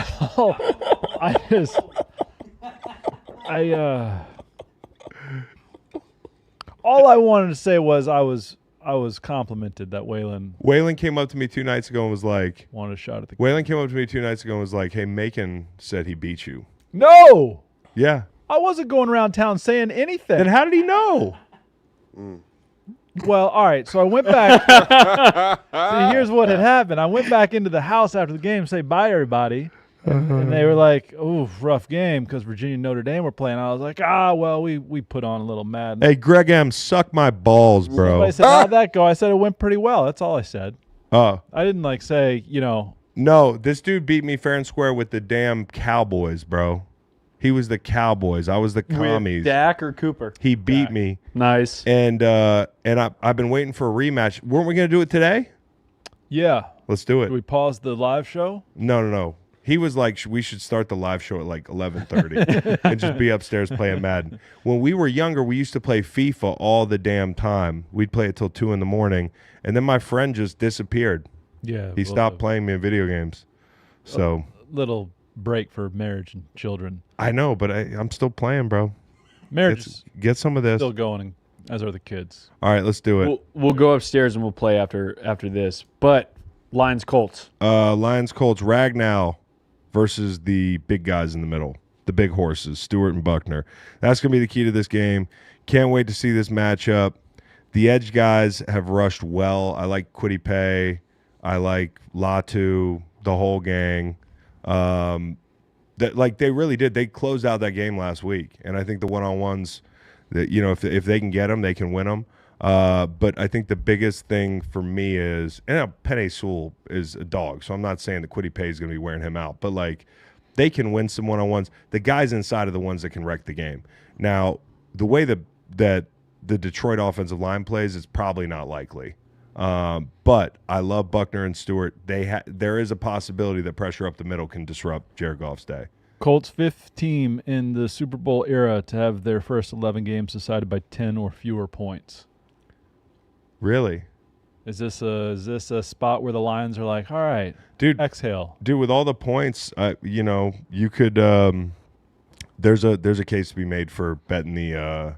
There's a case to be made for betting the. What's the line right now? 7.5. There's a case to be made for betting the freaking the Colts. Yep. But I also worry about the run game a little bit, and one of the biggest issues that I have if I'm a Detroit fan is like, what do we look like without Alex Anzalone? He's out 6 to 8 weeks. Like, that's a big deal in coverage. Like Malcolm Rodriguez is going to play a lot of snaps. He was back last week. Had a smaller role, but no question, he needs to step up. No question. So I think this game probably be closer than you think. I think if you're the Colts, like, you love the way that Anthony Richardson played last week, but at the same time, you're kind of going to end up with a situation where you trot out there and you're like, damn, defensively we're not playing the Jets. Like, the Jets scored 20-something points on you. That's a bad sign. I think the Lions could eat offensively in this game. I think it could be higher scoring than people think. I don't know what the total is, but I think the 50.5. I think the BTA tour continues. Belt to ass. Oh, you think it's belt to ass? Belt to ass. Lions team total 29.5. I think it's a scoring game. Yeah. I think it's a scoring game. And to your point, like, it's belt to ass if the Colts can't score. But if the Colts find a way to run the football, yeah, it could it's gonna be on Richardson. He just gotta take care of the no ball. question. Like, if he takes care of the rock, like, obviously it's easier said than done, but like they have a chance to win every game. Like, the Colts, like, just that stat that he said, like, they've lost how many games under 10 points? Yeah, all of them have been 10 or fewer. That means if you take care of the rock, right, like, then you're in every game. Yep. You can win every game if you just don't turn the ball over. That's it, dude. If you have a defense that's capable to make stops and keep the offense on the field, so you just got to keep the ball in your hand. Game and a half back of the Texans. Game and a half back. So what's the next game? The next games are our big line games. Titans, Texans, Patriots, Dolphins, Cowboys, Commanders, and Chiefs, Panthers. And for the last 2 games this season, favorites of double digits are 5-0 against the spread. And we've got 2 games this week, Cowboys, Commanders, and Chiefs, Panthers. Talk about these games, guys. What do you think? Well, I think, like, the Chiefs going into Carolina, coming off Zero that Bills, danger. Yeah, it's gonna be a little bit of fun. I think they're gonna try. Chiefs have not covered the spread in the last 4. 11 they're gonna break that. A lot. That is a lot of points. It's a lot of points for a team that kind of plays people close, but it is the Panthers. So I think Pacheco back. I think Chuba Hubbard might run the ball a lot. I think Chuba Hubbard, he has a little bit more pride than that. This to me is. I've always said that. I mean, this to me is the least. This to me is the least dangerous of these 4 games. The big line games: Titans, Texans, Patriots, Dolphins, Cowboys, Commanders, and Chiefs, Panthers. These are the big line games, and I think the Chiefs and Panthers are probably the 4th most dangerous for the favorite. And I don't even know these lines. Like, what's the Titans Texans line? 8. What's the Pats Dolphins line? 5.5, 6, 7.5. 7.5. It's up. It opened at 6.5. Right. All right. So I actually think Titans Texans is the most dangerous spot because the Houston social account just having a week. What do they do? Just after the Cowboys game, they were on fire. They probably should, pump Dalton the brakes. Schultz, too. Did you see Dalton Schultz? He did one of those coffee Yep. things where you write the Sharpie marker and pour cream. Reveals a message. Some Titans vibes this week, spread-wise. Here's the problem with the Texans. Because the offensive line is a shit show, you never know. And, like, they have some guys on that Tennessee defense that can cause problems for them. Really. I got to be careful my titty doesn't pop out. So, Patriots, Dolphins, I think the big thing is the Pats need to force some turnovers. Dolphins' playoff chances, interestingly, go down to 5% with a loss and up to 18% if they win. Run the ball, force turnovers. That's got to be Gerard Mayo's plan. You can't get yardage on the ground against this group. And did anybody hear Mike McDaniels this week? That clip of him talking shit to LOL? Bro, hold on a second. Wasn't even called, Max. You're not that guy, pal. Seriously. Fuck, what are we doing? Like, honestly, what are we doing? Some breaking news. Daniel Jones has been released by the New York Giants. No way. And I know we're still going to talk about some of those big line games, but that gets into our next question that we had lined up. Where does he land? The New York Giants released a statement. Dallas. Go to Dallas to fight them. President John Mara on Daniel Jones. Daniel came to see me this morning and asked if we would release him. We mutually agreed that would be best for him and the team. Daniel has been a great representative of our organization, first class in every way. His handling of this situation yesterday exemplifies just that. We are all disappointed in how things have worked out. We hold Daniel in high regard and have great appreciation for him. You know what? That was a goodbye speech. Yeah, that's wild. The best part of that is this morning. Yeah. Daniel Jones walks in and John Mara's like, all right, no problem. All good. Like, yeah, go on your merry way, my friend. Can somebody explain to me what's going on here? So now he can go to any team he wants. Correct. So they're doing him a favor. Yes. Yes. Yeah. So that's good. Yeah. That's good. That's the least you can do when you bench him, which I have no problem with. Like last year, everybody freaked out about the Russell Wilson thing, right? It's kind of the same situation. We're trying to save money. Going to bench the guy, and we're going to tank. Drew Lock's QB2 until we bench Daniel Jones. Who the Giants and have left? Drew Lock didn't like that. I was about to say this is the most interesting QB room in the whole fucking league. Well, by far. And now it's not. Oh, Daniel, go to the Cowboys. Go to the Cowboys. You're better than Cooper Rush. You can get a chance to play against your ex-team next week. Ooh, like, fact, do it. Fact. Do it. Cook, fact. Because you probably need another, like a little tryout or like a tape, a little reel for other teams. Because even if you don't stay in Dallas, sign a little quick, couple game. That's Thanksgiving. That's 6 days. But maybe go somewhere with a coordinator that's shown that they can rehabilitate quarterbacks like the Rams or the 49ers. Or if you want to be practical, you stay close. You got a dumpster fire over there at the Jets. Go help put it out. Don't go to the Jets. And then you don't have to move. Your kids, if you have kids, they get to stay in wherever they're at. You don't have to. Oh, Jets would be incredible. Would be. Stay in New York. You could have a chance to win the New York media over. But he's so expensive. How's the money work? Who pays him for how long? I don't know. Okay. Does anybody know? I don't know. We don't. Not on this show. We don't know. I think he if he clears waivers, which he likely would because of his contract, he would be a free agent. Okay. So he gets it. Yeah. He gets the guaranteed money, which was guaranteed. It was 90-some million, I believe. Nice. Okay. Thanks, Giants. All right. Or, you know what you do? What? You call up the Eagles and say, hey, you need another backup? I would love nothing more. I don't think DJ might have a little less vindictive hater in him. That's what you think. That's what he wants us all to think. His where is that villain origin story? What's the use of? I'm not being mean, but like, what's the end game for a team signing Daniel Jones? Does he give you a better chance at Cooper Rush? I think so. I think marginally. So. But also, do the Cowboys want to win, though? Yeah. Do the Cowboys want to win? Like a team that's bad enough to need a quarterback right now, do they want to win?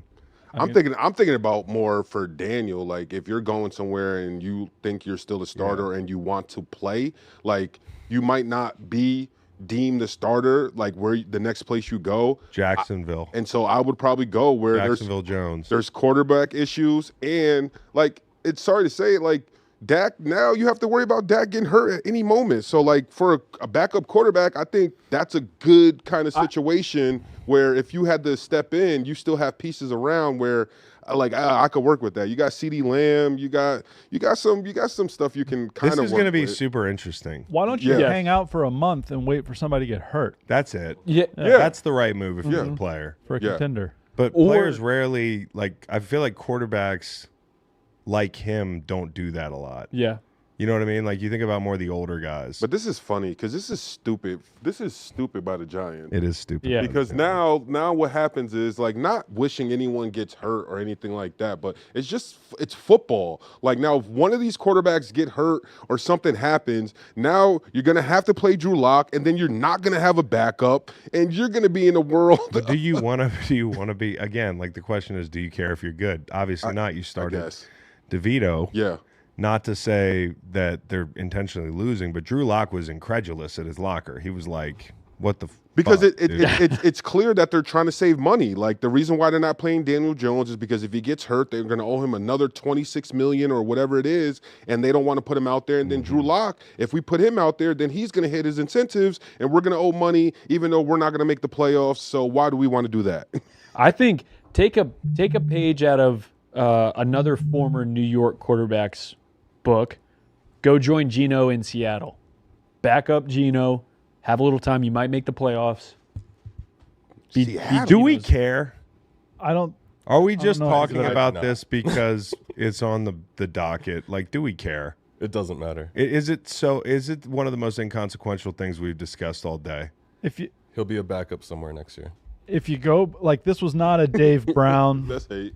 situation, who perhaps nobody remembers, another Duke quarterback. If you look at the numbers, Daniel Jones is a lot better than that catastrophe. Yep. I think the book on DJ was a bad pick at frickin' 6 overall when nobody else was targeting him. I mean that's You know who got that right? Did you see this? McShay was all over it. Mm-hmm. not Dave Gettleman. Yeah. So, if he were to be claimed on waivers, golly, 13.8 million is what the team is responsible to owe Daniel Jones. So that'll What be nobody. a He's doing that. bomb hell this is. Gotcha, bitch. That would be nobody. Wait, everybody, a quarterback that you absolutely can't sign and shouldn't sign just got released. Ugh. Oh, that's crazy.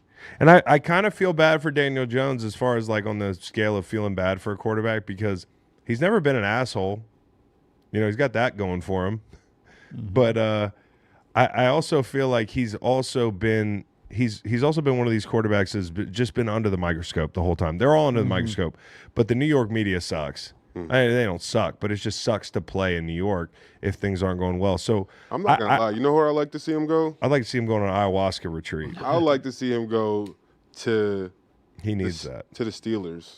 Steelers. To the Steelers Red zone? Next year, start of the season, go to the Steelers. Red Zone Jones? Hey, I think Tomlin could maybe resurrect him, man. Nolan, where do you want to see Daniel Jones next, whether it's this season or next?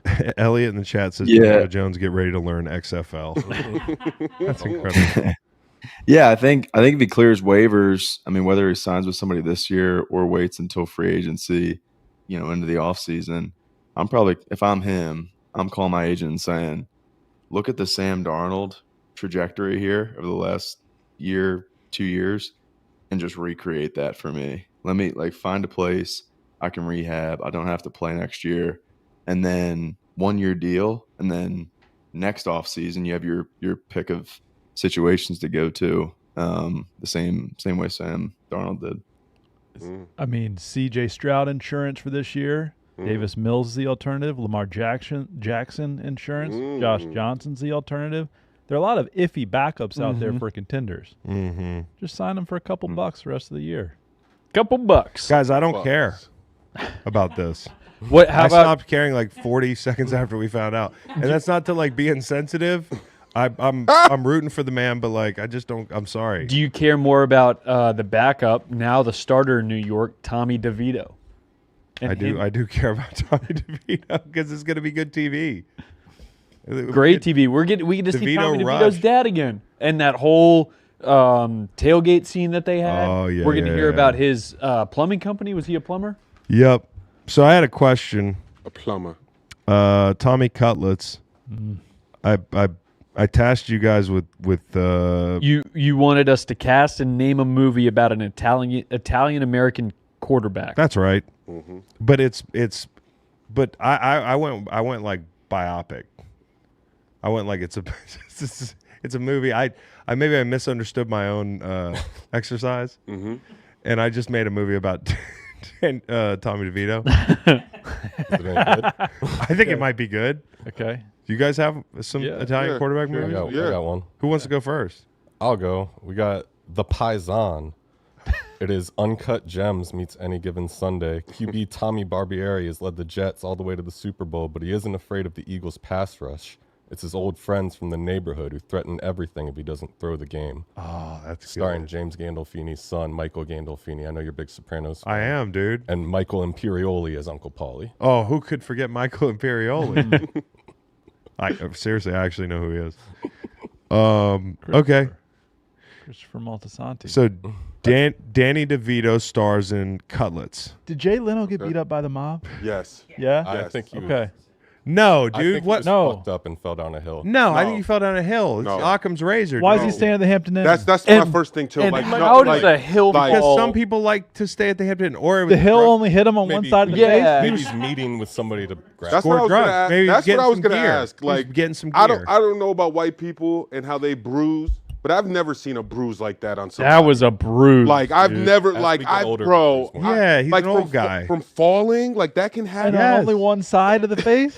Yeah, he fell on one side of his face. It does make Man. Like went down the hill, just bouncing on the one And side you're gonna of his tell me face? if you're gonna beat up Jay Leno, you're just gonna beat up one side of his face? Yeah. And Yes. your Here's a finger, you board. got Yes, one of those to prove a fingers. point. Yes. Also, he They- didn't need money. is that a He got thing? like $1 billion. But look, Well, that- that's what that's we're what talking we, about. That's what we think. We can't pocket watch. And he Yeah. got he got we He think. owns one of the world's largest private car collections. and he We just got think- caught on What if fire he last doesn't- year. Yeah.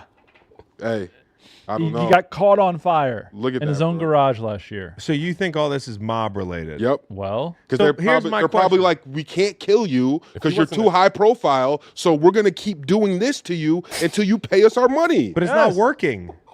you just wrote the Paisan script and you're not mean, believing this? We've this is- seen his face. He has- Anti-Italian American discrimination. If his last name wasn't Leno, you guys wouldn't be saying that. No, it's not the. Is he no, Italian? no, It's Yeah. Leno's Italian? no. It just looks like he got beat up. it's David like he owed- Letterman. like he owes someone money. It's David Letterman. Guys, why wouldn't he just pay the person the money? He has He's so much notorious money. for not spending money. Really? He'd rather. Yeah, he's never spent any of his Tonight Show money. So he says. and that's us assuming like exactly. Like, like, I could pay you, but I'm not spending. But I'm not, Nate, I'm not saying it's a bad take. oh no, I'm just saying it's also not a bad take to think he might have fell down a hill. I agree. Did you see? I just say the hill and the hotel that supposedly that he fell down. It doesn't make sense to me that I would I like see- this green light. unless 83% people think he got hurt by the mob. Oh, here's another unless thing. I don't want to call him out. Maybe he was seeing like a hooker or Yes. something. I can see That's- and he got pushed and down the hill. And no, he was running. Maybe he ran out because he. But a hooker named- because he doesn't like to pay. Maybe he tried to run out That's and what he was I'm like, "I'm saying. gonna get away." Yep. He fell down the hill. Maybe he can't say that. If that happens, if that comes out, I believe that. Maybe he got hurt running off on the plug. Exactly. You know what I mean? Yeah, for sure. And a fingernail got ripped out by a Oh, yeah. hill. Yeah. Yeah, that- dude, you fucking fall down your finger and One finger. Sure. He was like, Chris, you're funny. Here's another thing that I read on the internet. What? People are saying it's an airbag bruise. So he's driving around his little lady, hits something, looks to the passenger seat, and pop, airbag right in the face. Oh, he was. but why getting is that. he keeping that? He was 'cause getting getting that. he was getting the rope. Because there was a young lady. Is he married? Yeah, Mavis. You don't remember Mavis? Dude, I don't You watch always refer late to night Mavis. television, dude. Hope Mavis is still alive. She is. Nice. Mavis Beacon? Seriously. How'd we get here? Well, somebody asked about Jay Leno's face. We Oh were, yeah. All right, let me I get did. back to my movie Cutlets. please. Danny DeVito stars in Cutlets, a movie about a QB who had the month of his life. This is just all last year. It's just Tommy DeVito and his agent, who's played by a guy in Sopranos. Any of them. Any of them. They just sit around eating nitrate-rich meats, and they talk on cordless phones, and they smoke cigars for 90 minutes, with some scenes interspersed from MetLife and some nightclub scenes with Tommy DeVito's buddies from high school doing a bunch of blow. That's the movie. You in or you out? It's like the month of a guy's life. It's like Tommy DeVito. It's like what happens when you hit it big in the NFL for a month. It's like a Linsanity in the NFL. I am in. I'm kind of in. I feel in. like I'm kind of in. I wrote the movie, but I'm kind of in. Danny DeVito, your guy. I'm in. You said for Sean Stellato, who should play him, it should be John Magaro, who was in Many Saints of Newark. I was thinking Christopher Imperioli. Michael. Mike. I got it mixed up. But who plays Drew Lock and who plays Daniel Jones? That's the real question. I got one. Okay. Young New Jersey Italian kid, raised by a single mother, beats all odds and becomes the #1 QB recruit in the country. While being recruited by UNLV, a coach tells him, if you choose UNLV, we can help get your dad out of jail. And the kid, his mom had told him that his dad was dead, and his dad is serving a life bid for whatever, and it's called Blood is Thicker Than Ragu. Oh, that's pretty good. It is a cross between He Got Game with like a football plot. Bro. It's not bad. Throw in NIL money. I'd watch all these movies. Okay, I got one. When the Dolphin mascot of an NFL team I is knew he was just abducted, going to do this. a zany private investigator who specializes in finding missing animals looks into the case. Soon the team's players are kidnapped too, making the investigator's sleuth work even more pressing. Working with a team rep, the investigator closes in on the culprits, but not before many ridiculous misadventures. Like a cop who is a transgender lady who You used kind of to look be a like Ray Finkel. kicker. With the mustache and everything? You kind of look like Ray Finkel. Anyway, I'm casting the investigator as Jim Carrey. The team rep is Courtney Cox. And the team player will be famous Italian-American Dan Marino. That's good. Yeah. Marino.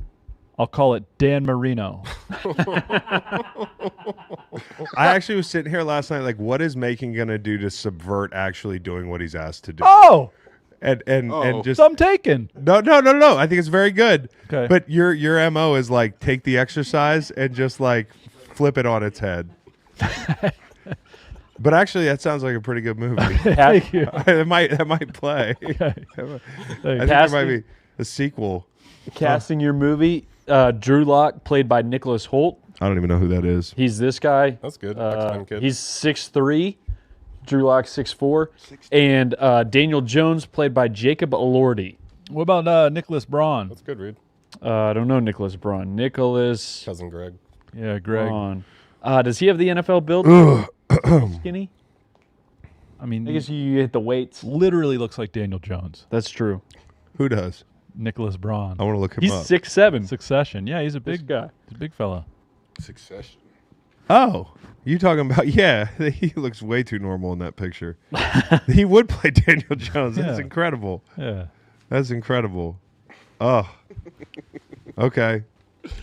Now, we had another little thought exercise. Oh, for but the before fellas. that, we haven't even talked about fucking Joe Douglas. We were supposed to talk about Joe Douglas. Oh, I had a thought. Yeah. You should hire Joe Douglas for the podcast for the rest of the season. Or Like he can be my Aaron Rodgers. Exactly. Or you could hire Daniel Jones. Maybe he wants to podcast for a little bit. Yo, we should hire Daniel Jones. Try it. We should. He might be like, yeah. Well, honestly, we should. He could sit right here. Yeah. It would be great. What do you think? You know who I'd love to hire? Here's my watch list of quarterbacks to hire. Joe Flacco. We already said he'd be a great member of the gang. And then also Jameis Winston. But they're going to throw the bag at Jameis Winston. Whenever Jameis Winston retires, he's going to get paid so much money to do something. Someone said last night he needs to be on a episode of Righteous Gemstones immediately. Uncle Baby Billy. Yep. Yeah. Yeah, he would be perfect. I think, I forget who said that. It was pretty funny. Yeah, who said that? I think I saw it on Twitter. I don't remember. But yeah, no. Jameis is up there. And then Daniel Jones, close third. Mm-hmm. I mean, He would be electric. Yeah, you guys would also have a problem with his collar. He would definitely be dressed like me. I gotta go to a fucking kid thing after that. I gotta go to like some, God, I should know what it is. Fuck them kids. It's some recital. It's a recital of some sort. Oh. Yeah. Holiday recital. Yeah. It's a something kindergarten like Thanksgiving parade. Little turkey. that. They had the turkey trot yesterday. You know, That's funny. You pulled up your calendar. Oh yeah, speaking of turkeys. Speaking of turkeys, if you guys Yeah. need a turkeys, kellybronze.com. My mom already got hers. Promo Still code Dr. Fax. Make sure you put the little this. Do this. period Uh-huh. after the DR. Yeah.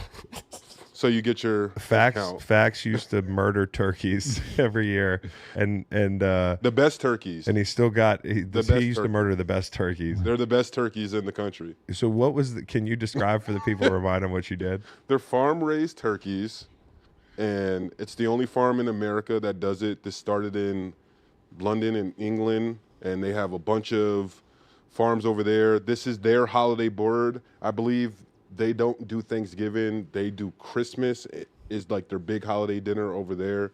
But here we do Thanksgiving, so they started a farm here, and it's farm-raised turkeys.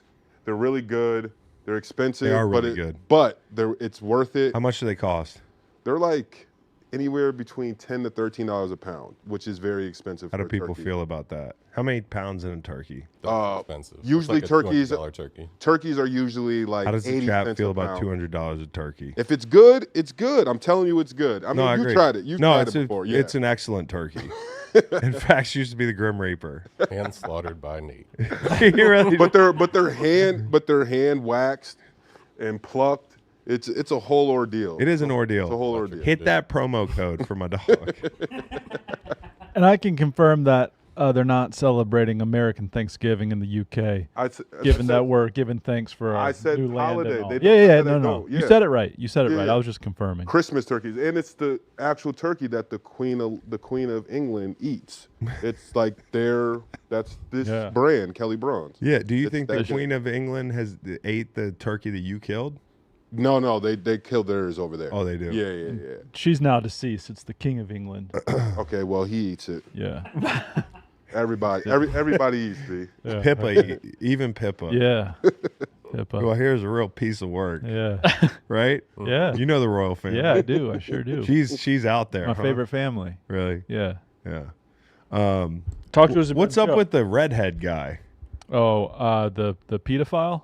What? Allegedly? No, not Prince Andrew. He means Prince Harry. Oh, Prince Harry, not a pedophile. PDF file. Prince Harry's cool. All right. So we did have the Joe Douglas news, and I'm having a more serious, what's the word? Countenance?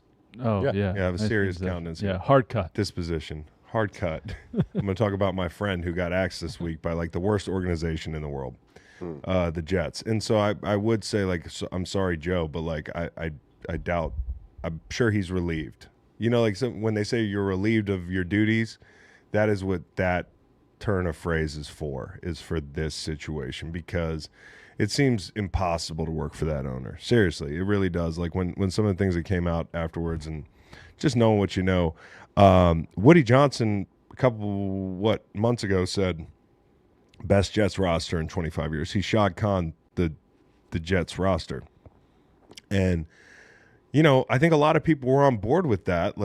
I know there were holes in the roster for sure, and he's had his misses, but I don't think that, I understand why he was let go, and that was an eventuality with the way this team was going. No question. Any organization he's on, if you don't make the playoffs in a certain amount of years while you're the GM, eventually your head's going to roll. But, that Sauce Gardner draft class, the Breece Hall draft class, I mean, he brought Jermaine Johnson. He brought some talent in there. Definitely missed on Zach Wilson.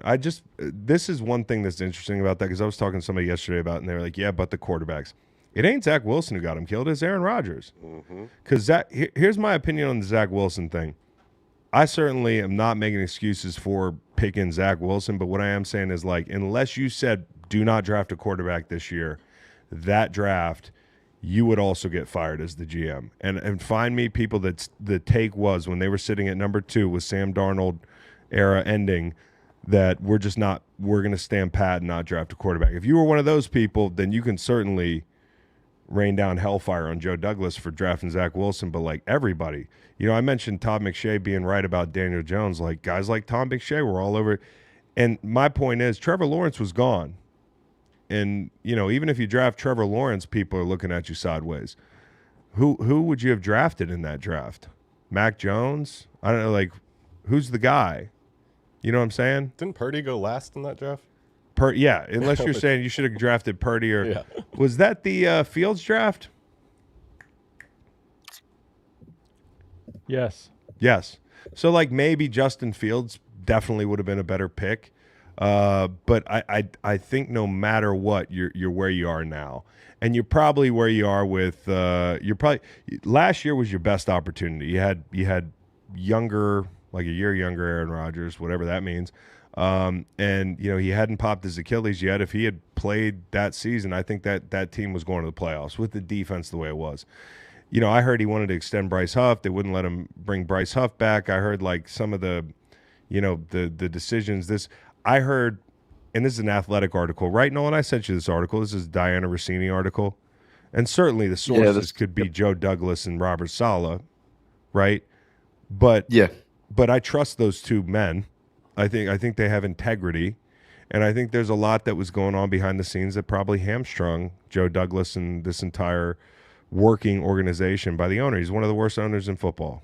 And so, like you want to blame the GM, that's fine. But like you said a couple months ago, it's the best roster that the Jets have had in a long time. So do I understand why he was let go? Absolutely. On most franchises, if you haven't been to the playoffs in 5-6 years, the GM is eventually gonna be on the short list of people whose heads got to roll. But like, I don't think the roster was necessarily always the problem. The one place that he didn't do a great job of is that offensive line. Like the offensive line could have been better, and the Zach Wilson pick is one that's going to go down in infamy. But what was the better option? The quarterbacks in that class: Trevor Lawrence, Zach Wilson, Trey Lance, Justin Fields, Mac Jones, Kyle Trask, Kellen Mond, Davis Mills, Ian Book, and Sam Ellinger. So my question is, what would you have done? What were you saying he needed to do? There's going to be a lot of people burying Joe this week and saying like, "Hey, this is it's not even the Rodgers thing." And by the way, the Rodgers trade, they didn't even fucking lose it. Look what Green Bay did with those picks. Now, I would argue, and this is a testament to Joe, that they would have, if they'd have kept that capital, they would have done a good job with it. They would have done a better job than maybe Green Bay would have. But you took a shot at Rodgers. That's what you had to do.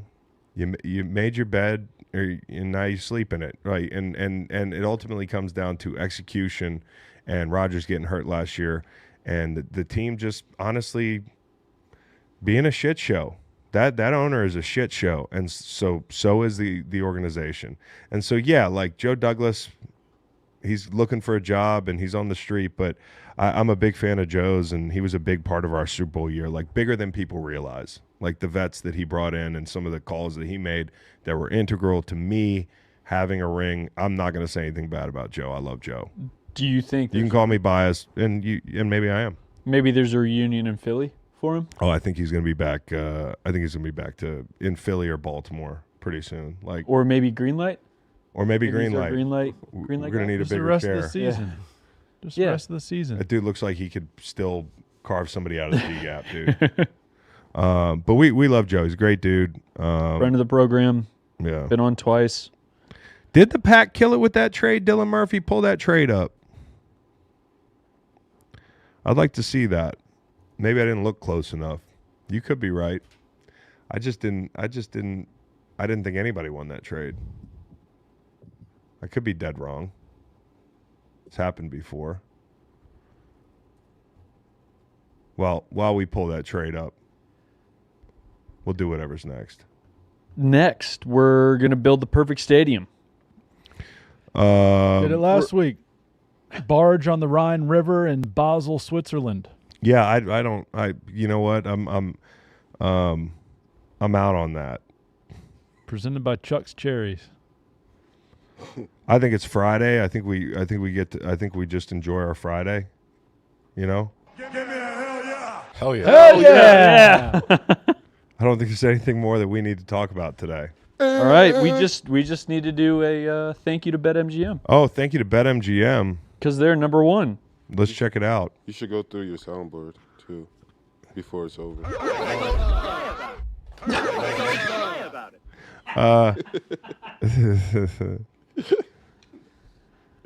Did Jair come from that trade? Do we have that trade up yet before we close out the show? There's a little, I want to hold myself accountable here. Okay, all right, here we go. Received the following picks. I'll just tell you who was taken. Lucas Van Ness, Luke Musgrave, Anders Carlson, Edrin Cooper, Evan Williams, and Jacob Monk. It's that Evan Williams and Edrin Cooper, good players. Van Ness, project. I don't know that it's necessarily like you make that trade every time and hope that Aaron Rodgers plays more like Aaron Rodgers, dude. Absolutely. Yep. You make that trade again every time. So I don't know if the Packers killed it with that trade. See, people just telling me shit in here, you know? And also, parting thought, did anybody hear the latest Jason Kelce thing that came out this morning? Late night ESPN. Late night? That he was outside the Jimmy Kimmel. I seen that. Oh, yeah, Did you see the guy? Yeah. Did you hear the guy? Yeah, I watched the whole Wild. But that's fans. That's fans. That's literally the new age fans. It's just the same thing as the trolls online. Like they troll, and then they expect you not to respond back. And then when you do respond back, it's like, yes, that's all I wanted. Like, I love you, bro. Like that's all I wanted. I wanted you to respond back to me. He walked over to the guy. Like, the guy bro, called like, him. You just were berating me. Every name under the sun. You were just berating me for 5 minutes straight. 5 minutes straight. Unbelievable. And then when I come over Calling here, him every name in the book. but did you hear the guy? The guy was like literally like about to cry, like with excitement. Yeah. Like when he got over there, and it's just like that's nuts. That's how some people are wired now, or they feel like they can like bully people into doing kind of like what you want. And Jason, he was being a really nice handled guy. that really well. Very, very well. When he started walking over, I was like, oh, here we go. Yeah. And the guy was like, let's rumble. Yeah, he was like, let's go. He's like, let's go. You're coming over here. I don't think that guy was well. I don't think so either. Honestly. No. I think a lot of us are unwell. I think that right now in today's world, it's just there's a lot of unwellness. Yes. You know what I mean? Very true. And so you just got to be careful out there. Yeah. You really do. You know what I mean? Careful. That's a good Matchbox 20 song. What? Unwell. Oh, no. Is that it? How does it go? I'm not crazy. I'm just a little unwell. Is that what he was saying? The whole Unwell. Yeah. No shit. Yeah, I didn't know What y'all that. think? No, because Wow. I'm not think crazy. I'm Just a little unwell. I had no I just idea never what the word care. was. I just didn't I was just care. like, I did knew it. that. First mistake. I'm not trying to be too cool for Matchbox 20. Lovely band. Huh. Huh. Interesting. No idea. I said, baby. You can't tell. Oh, it's three. I must be lonely. Oh. Yeah. All right. There's no questions about what the BetMGM song is. As we get ready for week 12 in NFL this weekend, I want you to picture this. Oh. I'm going to read it like Rob Thomas. Is that the guy's name? Yep. Really? You bet your favorite player as first touchdown scorer, but he throws a block to send a teammate into the end zone. And you lost your bet, right? No, son. Yeah. With BetMGM's second chance promotion, you'll get your stake back if your first touchdown scorer scores second. Bet on any pro football player to score the first touchdown of the game. If you're right, you win. If your player scores second, you get your stake back in cash. Keep that in mind next time you throw in a big first touchdown score bet with BetMGM. Happy hunting. Happy hunting. Have a great weekend this weekend. Week 12. I love you all. Thank you, Greenlight staff. Thank you, Greenlight talent. Take care.